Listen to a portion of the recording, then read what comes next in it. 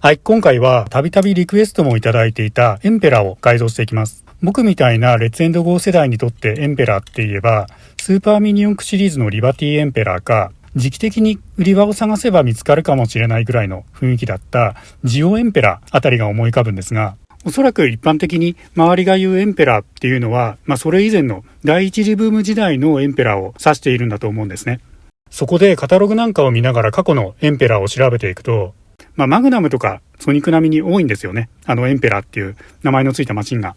その中からプレミアム化っていう形で再販されているこのグレートエンペラーを今回選んでいます。スーパー1シャーシ由来のスーパー2シャーシが使われていたり、なぜか昔のフルカウルマシンに使われていた小径ホイールが採用されたりしていて、フルカウルミニ四駆と馴染みのある僕にとってはなんとなく手が出しやすかったっていうのが一番の決め手ですね。初めてこのマシンを間近で見て真っ先にやろうと思ったのが、今着々と進めていますが、ボディの取り付け位置を少し下げてのスーパー X 化で、チャンネル内でも何度かやっている割と得意な工作ですね。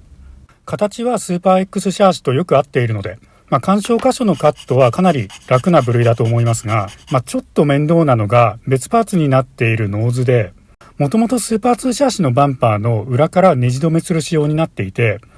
当然同じ方法でスーパー X につけることができないので、別の方法で固定する必要があります。説明書によると、このノーズとウィングパーツを外した状態をネイキッドフォーメーションっていうらしく、一応ノーズとウィングなしでもグレードアップパーツをセットすることで、成立するデザインになっているようですね。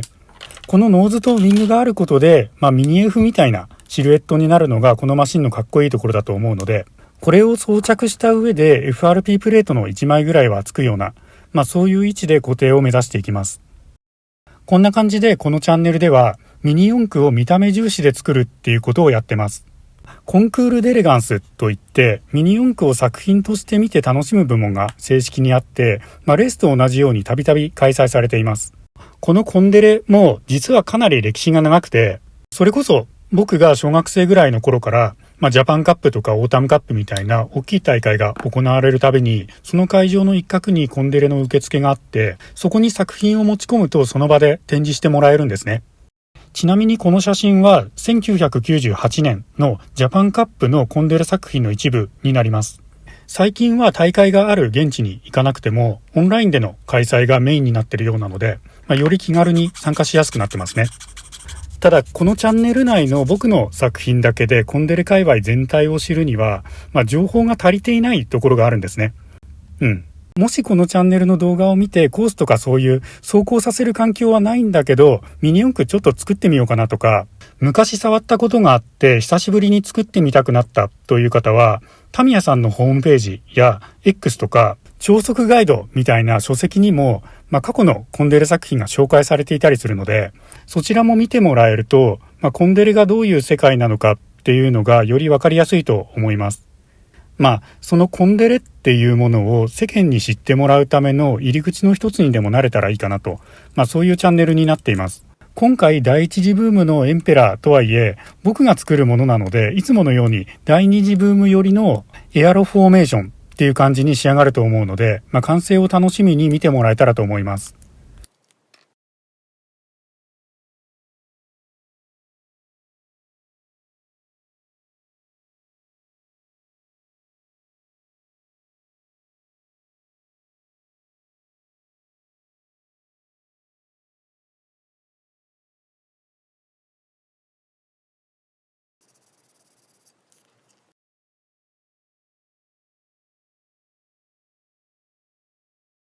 このウィンドウ後ろの高台というか飛び箱状になっているところをなんかさりげなく変えられないかなっていうのをパッと見た時からずっと考えていて、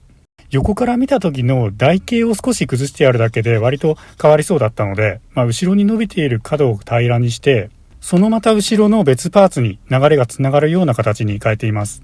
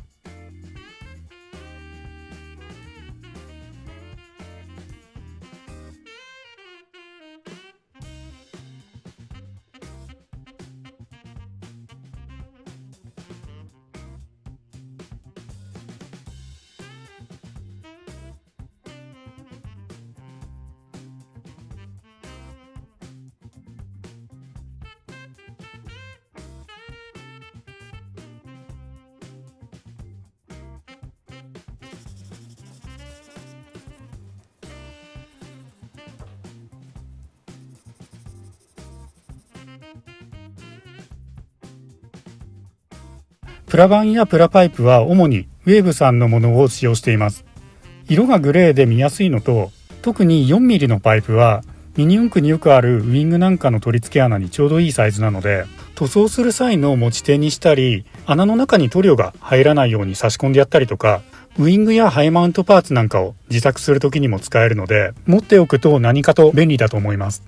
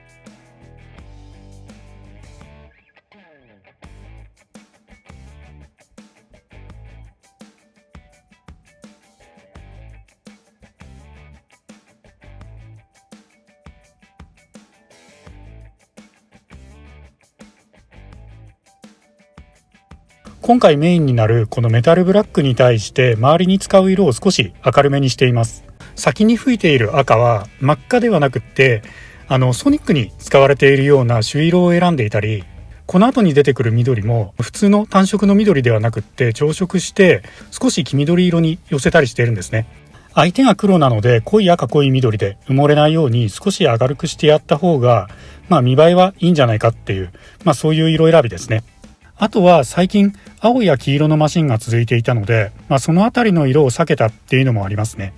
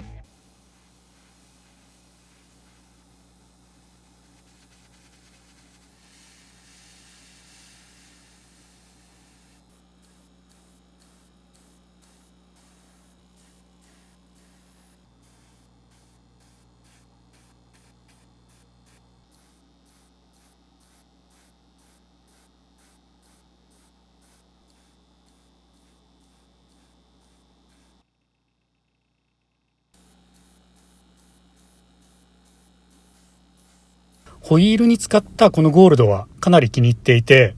ウィンドウのがっつりとした金色とはまた違って、シルバーと半々ぐらいで割って、シャンパンゴールドみたいな優しい感じの金色が出せたと思うので、個人的には注目ポイントですね。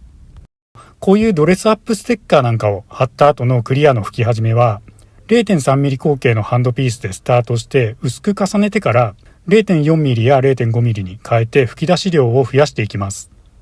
もっとも僕の場合は今のところ 0.5 ミリのハンドピースを持っていないので 0.4 ミリで吹いていますね。